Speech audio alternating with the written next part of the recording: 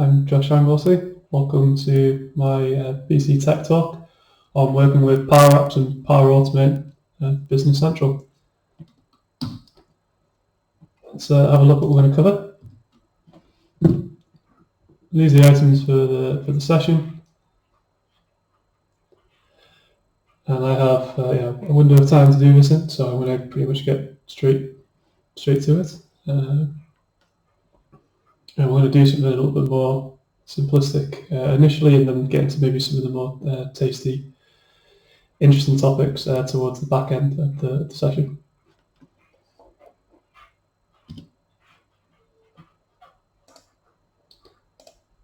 So I'm going to jump straight into Power Automate first. We're going to kind of flip between Power Automate, then Power Apps, back to Power Automate. The first one that I want to kind of go with here is when you're working with the Business Central connector. We just throw him up. This, I appreciate, is probably more of a basic thing initially, just to clear it up, because I see it in the community forums quite some. So nice to get it out in the air. So we'll get something like this here, which is get record command, which is kind of typical for any API that you might be working with. And then you'd always be asked for some basic information around the company entity to work with and things of that nature. So we end up picking something like customers over here, for instance. Then we get asked for the row ID. When we're doing a get, usually, let's say we're using Postman just to do a collection of different records, we would by and large just get everything that's in that entity. Because we have to specify the row ID, though, it just makes it a little bit more difficult to actually kind of use, and we'd have to probably feed it from another piece of information initially, kind of get where we want to go. So I don't use this whole host, kind of due to those factors.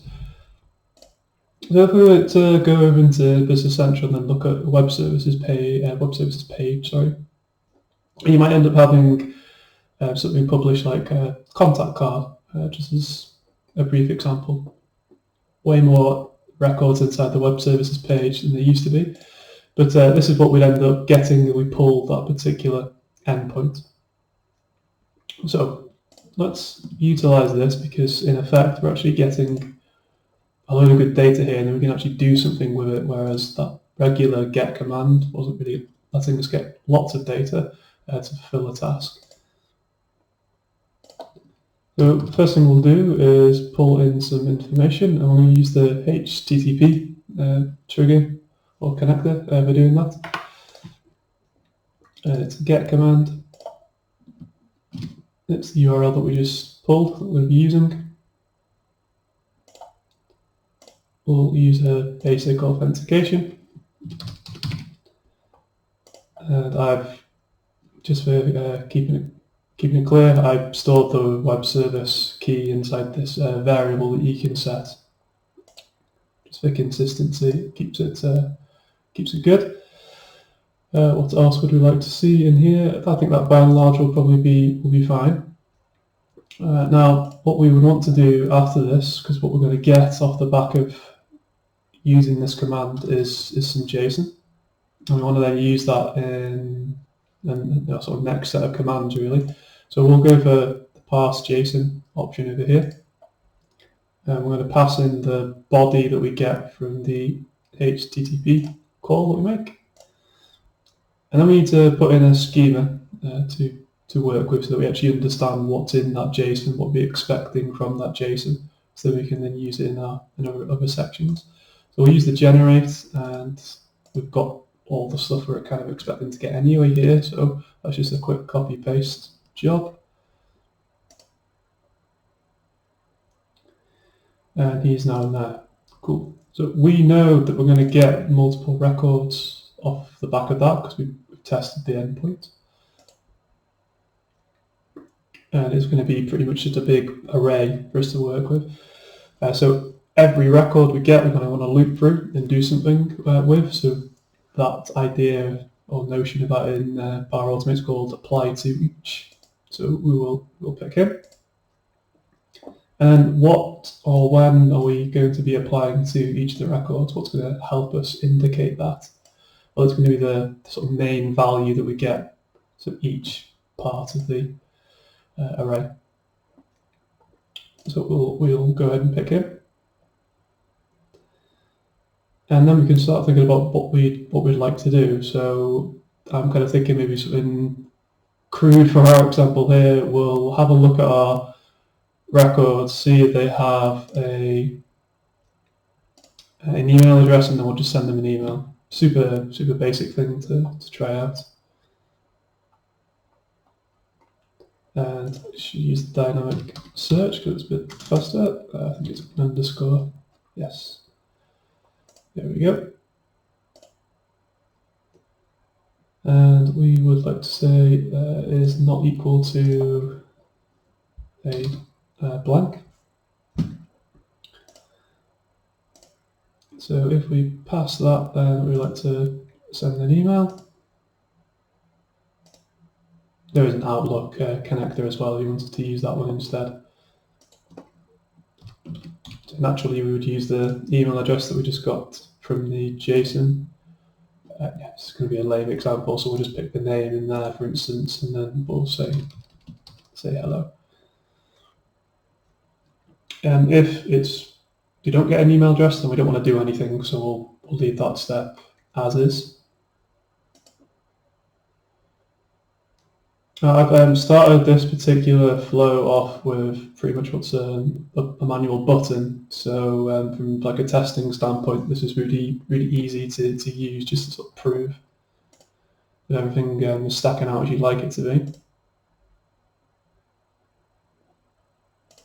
So I'll go ahead and run him and see what we get. So it looks like it's looping through each of the records at least, so that's good. And we've got all green ticks, which is always nice to have. So it looks like we've got 22 different records that got worked on, and then there's the email addresses and the very lame email that's being sent out. I think the kind of main point why I'm bringing this up is that you can clearly see actually working with getting many records and then doing some actual actions isn't too difficult when you start to look outside of the BC connector, especially for that get command, which would be one of the biggest ones you'd use it for. Okay, that would round off that particular example. So I then want to jump straight over into working with PowerApps. And on the agenda items there, we said that we were going to be working with a custom connector. I'm not covering how to create a custom connector due to time constraints of the session, but I will be doing a session later in December. So if you'd like to keep an eye out on Twitter for any posts on that, then yeah, good to have people along to that one. Okay, so what we'll do here is we'll do each of the different commands that you probably typically conduct. So we'll get the data, have it viewing it in our Power App, post some new data, and then patch and delete some data as well. So I've already got the custom connector itself lodged inside of here, so we've already brought that in. And when creating it, all the different commands that I've just mentioned have been issued into it. So to get things going, we're going to initially create a gallery because we want to be able to view the records that we're going to pull in. And the items of that will come from a collection that we're going to create called vehicles.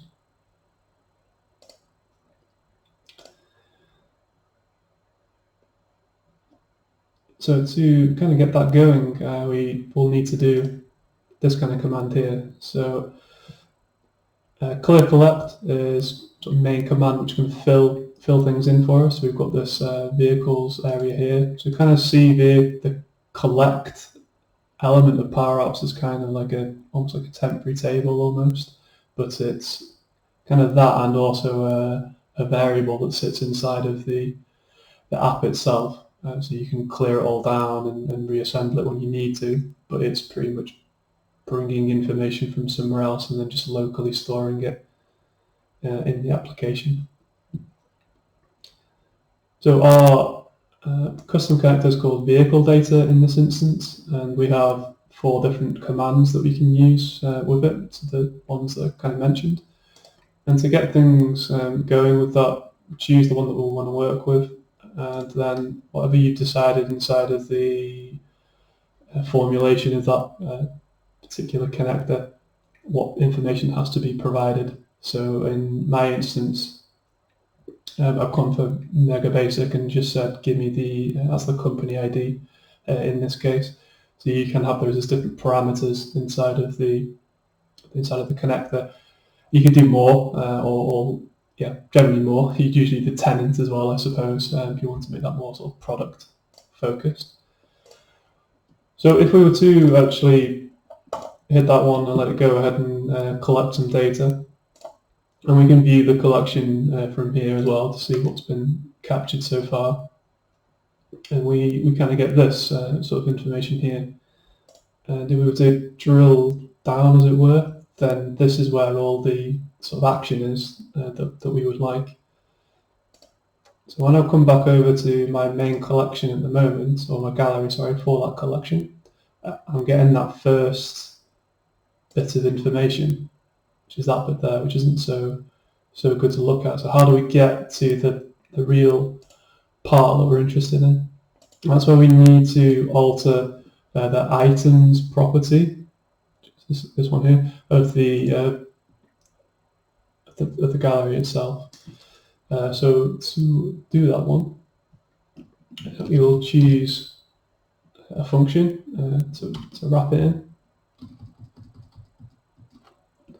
It's the first function, and the first thing that we want to get is the values. Okay, which is starting to look a little bit better. So just sort of breaking down why it is that. The value and then the first set of records inside of it. That's how that command is panning out. So you can see now we're stepping into where we want to be. So we just jump back over into here for a second. And let's pick out the bits that we would like. So in here, I don't want to use the OData tag. So I'm going to just change this label to use a different part. So I think we've got, looks like brand showing already, so we'll go with the description value, for instance.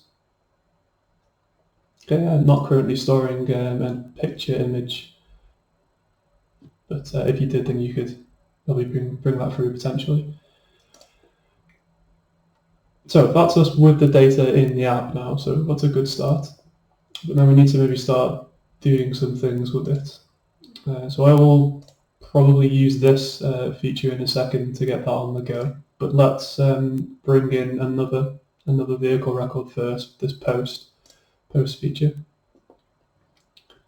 So we've got a button, so that's a kind of a good start, but it's not really doing anything. So let's get it to do something. So again, choosing our custom connector, and it's the post one. So I have set a global variable in the app for the company ID, just to sort of cheat a little bit. I'm going to choose that rather than trying to type it out or copy and paste it. So variables themselves, everyone will appreciate from a technical standpoint, are brilliant. They're in PowerApps as well. You could set them in all sorts of places. The particular one we're looking at here, the company ID, has been set on the start of the app. So that'll be available to users as and when they need it in this sort of crudely done app. So then we get to start actually working with type of information that we're going to pass over. So first thing there is a parameter has been set for the content type, which isn't something that you have to do, but is another option that could be available. So when it comes to passing the body of the request in, you kind of open it up as if it was a JSON, and then you can start picking the different elements that you'd like to send in. So if I wanted to send in content type, I could do. So you would pick that, and in our case, it's going to be an application JSON. It can be just a text value. And after that, we can just start bringing in the actual information which is relevant. So brand and all those other kind of things. But that's probably going to come from a certain place within the app itself. So you'll notice that we have some input type fields over here.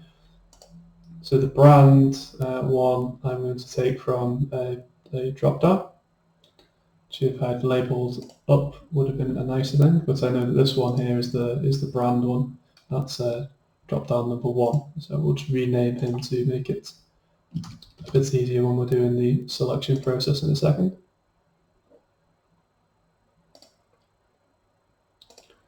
Let's choose drop down there. Brand's obviously being used in a different place, so you can't duplicate that. This one I think is the location, so it sure is. So let's just rename him.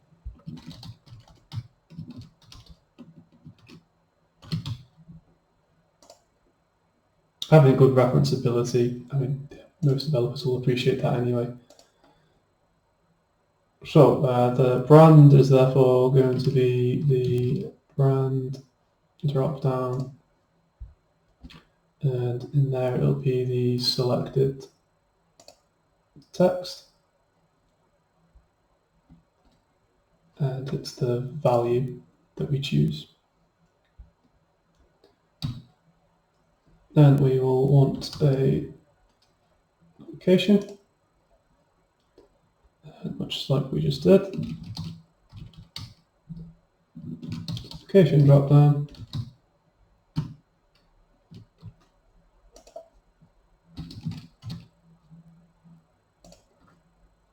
Okay, good. And so just maybe put a couple more in here and then let it do its thing. Now let's go for the vehicle description.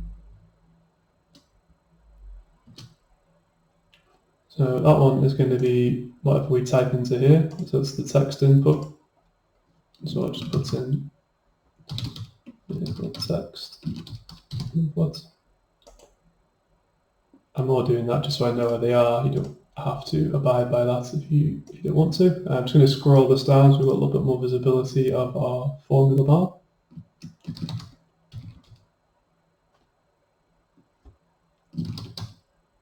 Vehicle text inputs.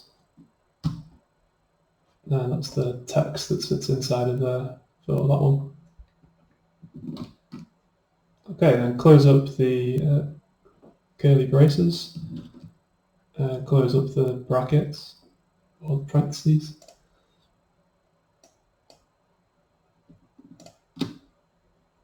And then try the command. Now, so by virtue of the fact that we posted that, if we were to do a get again, then yeah, we get ourselves a new value. With no data in, of course, because I didn't select anything, but yeah, we can see that that's working out as we need it to. So if we want to actually work with modifying or deleting one of these, and we'll probably want to select from the existing and then sort of move on from there. So let's put something in play to get that on the go. So we've got an icon there that we can utilize, so we will go for some of that. So in the onSelect property, it's going to be selecting the parent record, which is good, so we want that. We want to layer in another command in here so that we've got everything that we want. So we're going to navigate to a new page. and we've got that one named already, so it's this one here, the modify_delete screen. You can put in a transition, so we're thinking about using this on a mobile device. You'd have well, kind of like when you were moving through slides on PowerPoint, it's just a transition type. So we can choose one of those. It can be nothing as well, but you always have to have at least a value in there. The other thing that you can do with this, which is pretty nice, is send over some context. So in our case, actually, it's going to be this item. So this item is the current selected record of the gallery that we're in. This item is pretty much an exclusive thing just for galleries inside of PowerApps. So if we now pick here, I've started to do some of the plumbing on this one, as it were. So in this new page, we've been able to send over context, and in that scenario, it's actually created some variables which get populated. So you jump over to the variables section over here. You'll see that we've got a breakdown of what are global variables, which is the company ID that we were working with earlier. And then you can have kind of local variables, if you will, to the actual page that you're working on at the time. So anything that we ended up selecting there has been passed over to us, which is pretty nifty because we selected one record, so that's what we should be working with at the time. Now, if we wanted to go ahead and do the patching of this, then we can do. We've got some fields here that we'll probably work with, so we'll just put the 3 into the body there. So pick our vehicles connector, with the patch. Company ID is the global variable that we have set. We need to at least pass in the ID via the value of the vehicle itself. So let's just find. Well, do you know what? We'll do it from the text label, which I believe is label 11.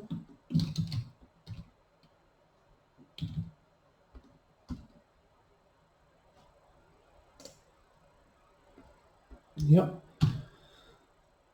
And then we can start to bring in the other bits and pieces that we want. So if match, if you pass in you could do something correct with this and actually pass in true OData value, but just to stop any possible conflicts, a wildcard is also acceptable in modifying information if you provided enough context in the first place. So this table, this custom table for this custom connector vehicle, is part of the primary key, so that should be all good. And what do we have to actually pass over in? So we have the description, and the description itself is in a text input. So I would assume it's number 6. No, it's number 7.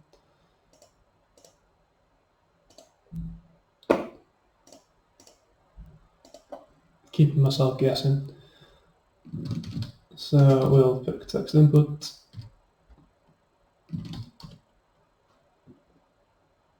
Number 7.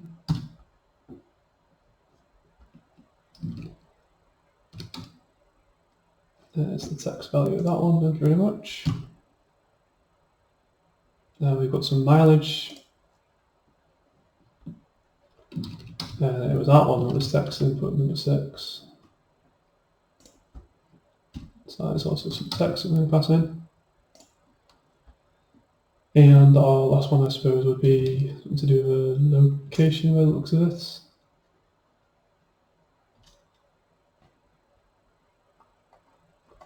See, that one is available. I guess not. That's fine. Got enough in the time being just to prove the point.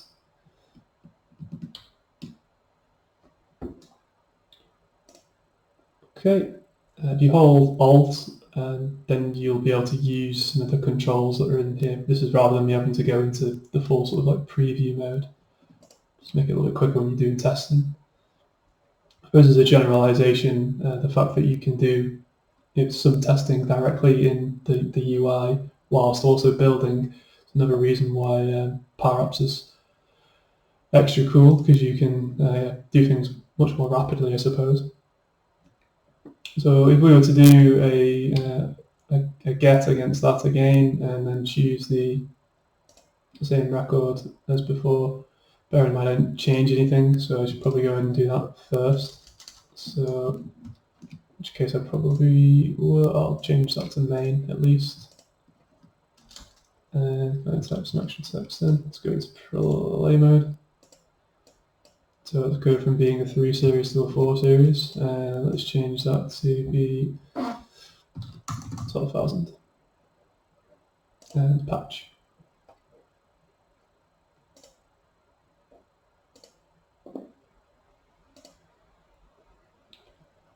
So if I now get my data, then that's now updated quite nicely.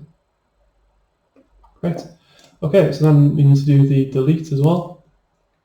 So go to the relevant property of that particular control, which will be on select if I find it, which is there.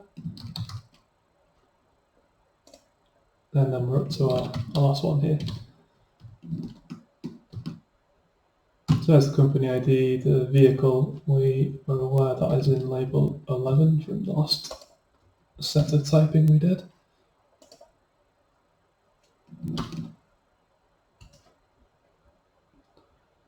Should be enough, and then if we give that a blast as well.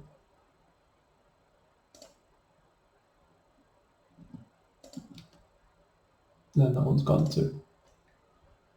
So all the various commands for a custom connector, all in PowerApps.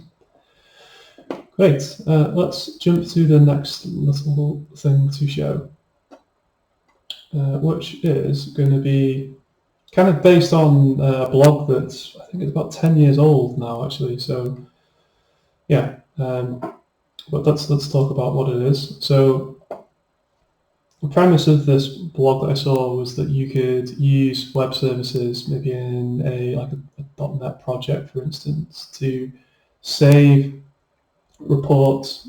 This would be on like a dynamic basis. You'd give a report ID, and you'd be able to save that to a local drive, and then let other people who aren't Business Central or what would have been Nav at the time users have access to those reports.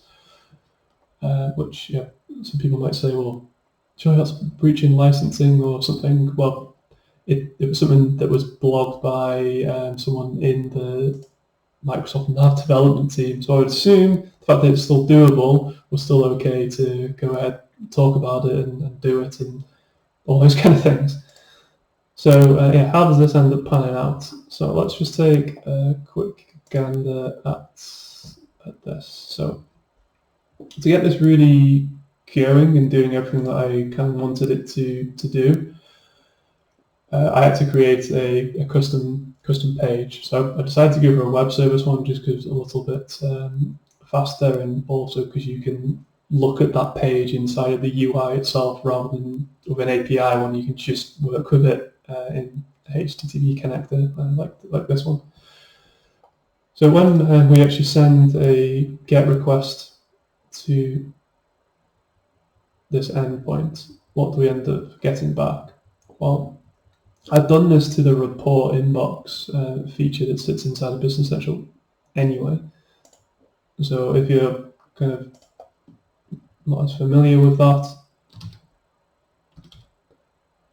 users for some time in Business Central have been able to schedule reports, and they then all live inside of this report inbox area, and you've got to see it by user. Now, if I'm a non-Business Central user, there could be a set of management type reports or operational type reports that I'd like to have access to, but don't want to directly log into the system. And there's always going to be different output formats that people want to work with. So this inbuilt feature lets you do be it PDF, Excel, Word, what have you. So as an administrator, I could end up setting up a reporting box for myself to get these different reports laid up in the way they need to be. Why would I end up doing it in that way? Well, there's certain filtering mechanisms that probably act out a bit better if you do them directly within the UI, rather than trying to do that all via code. You might not get the exact result. That's what I found when I was playing around with this, at least. So let's try and create something which will get us where we want to be with this one. So let's just do a new one from blank, just as an instant one for now. So we'll again just have a button to press. You'll more than likely have this done on like a recurring schedule. Just pick that one and pick the recurring schedule that's necessary. So we'll call this one reporting box.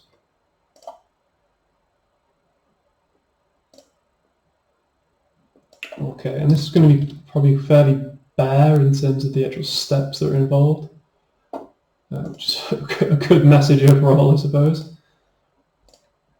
So if we go ahead and get that, and just jumping back over to Postman for a second. So we've got our different reports over here. That's all good. The bit that we're actually interested in, that's going to give us the result we're after, is this part down here. So if we grab that, copy it, jump back over to here, and paste that in. So we can see that that's going to get that particular report ID. It's just for that particular user. Maybe we could do something a little bit more sensible with that, and loop through all the different items, or pass in a certain report that we want to get. Something of those nature could be done. So it's basic authentication, and we do have a web service key to use. Oops. Quickly grab and stick it in there. Write that up.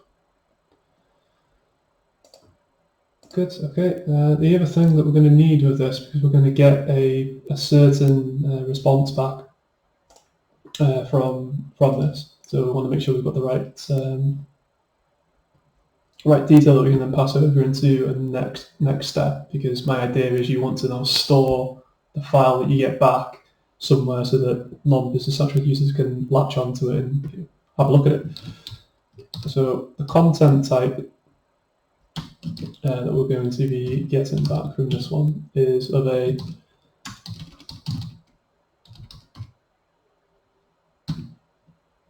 depending on which output format it is. I think I'm doing this one here, aren't I? Let's just check what you are. So that's a PDF.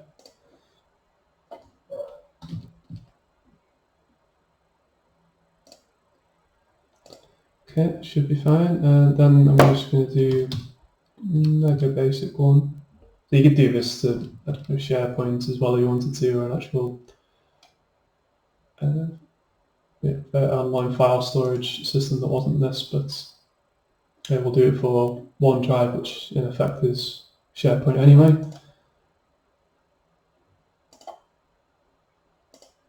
Pick a place to put it. We'll just call it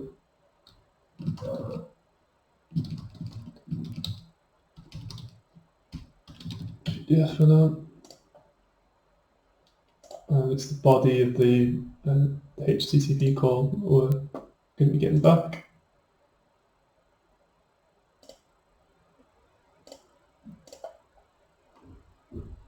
At the test, make sure we're happy and rocking and rolling.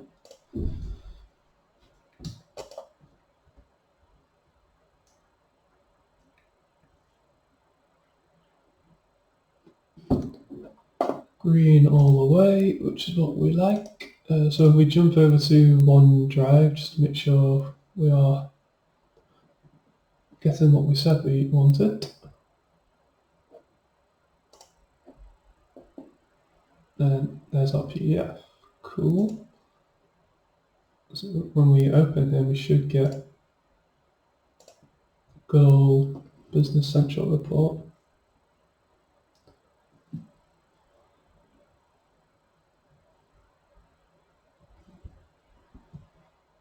And there we go.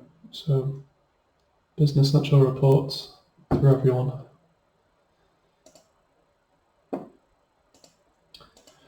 All right, so last item of the agenda, just make sure we're good for time. I think we are, so cool, let's crack on with that. So back to PowerApps again. I kind of had to build this one out because I figured I was going to be like on time anyway before we get to the questions and answers session. So I'll probably just kind of do more of a show and tell with you and tell you as much about it as possible so that you can feel possible benefits.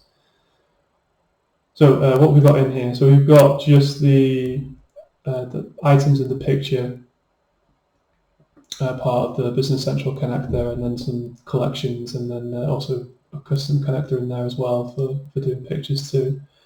And then we're initially seeing here just a gallery for the items that we're getting from Business Central. So if we do a click on here, then we'll go into another page, and then that's when we get presented with the picture. Made the choice not to do it in the main gallery just because of the loading time for every single image that could be in there. More of a stylistic choice than anything else, I suppose. But how's that happening, I suppose, is the first thing to tackle, and then we'll get to actually sending another picture into Business Central as the thing after that. So what is happening here is if we take a look at the take image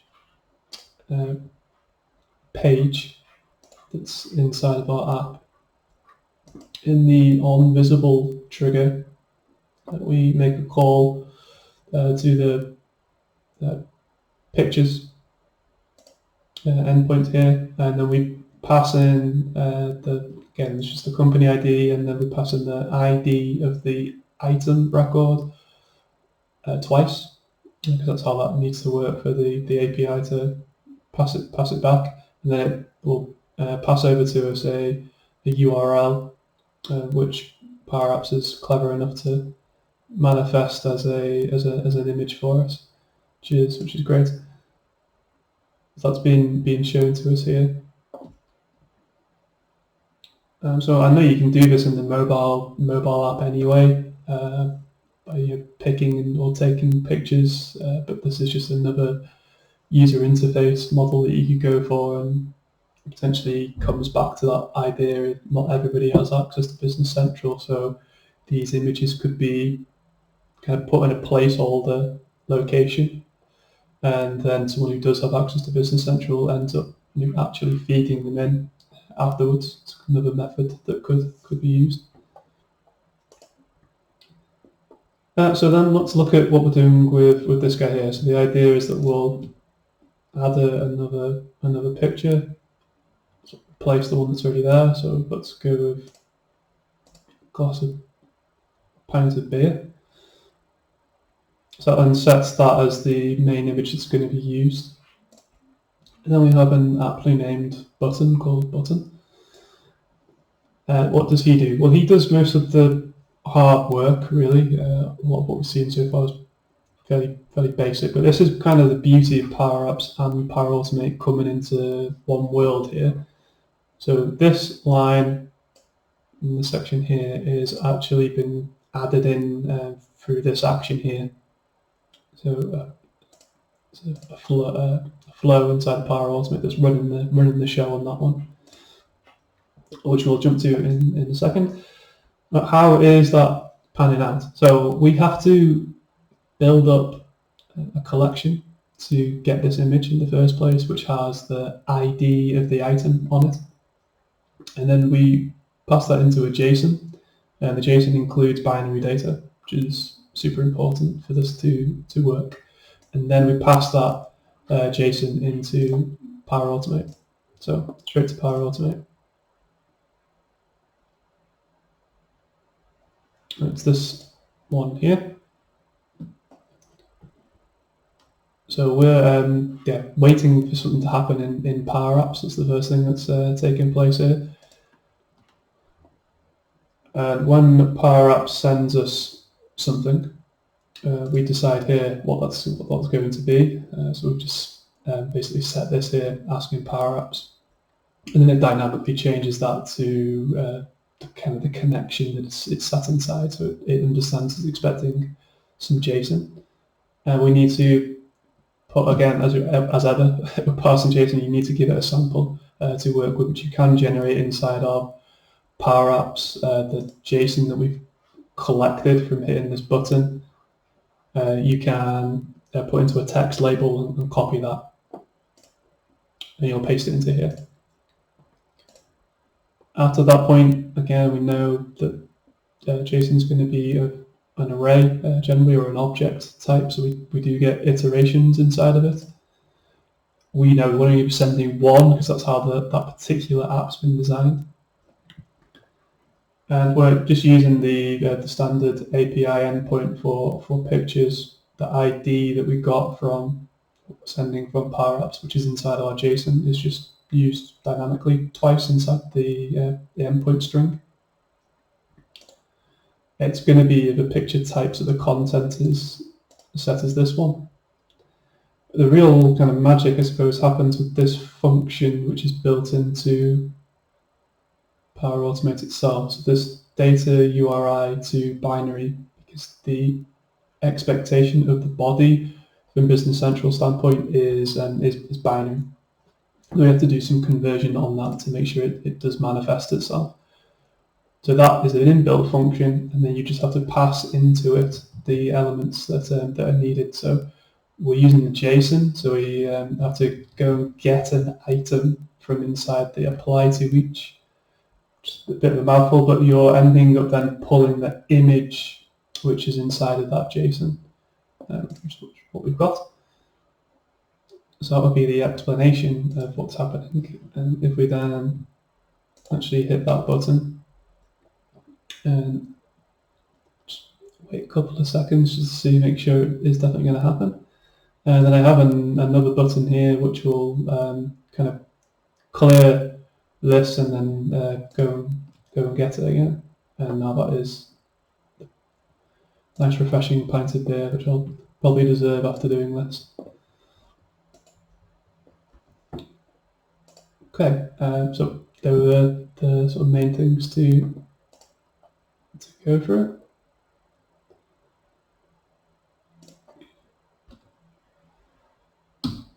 Now able to say thank you for listening to me ramble on. I hope it was of use, and open up to the floor to take questions.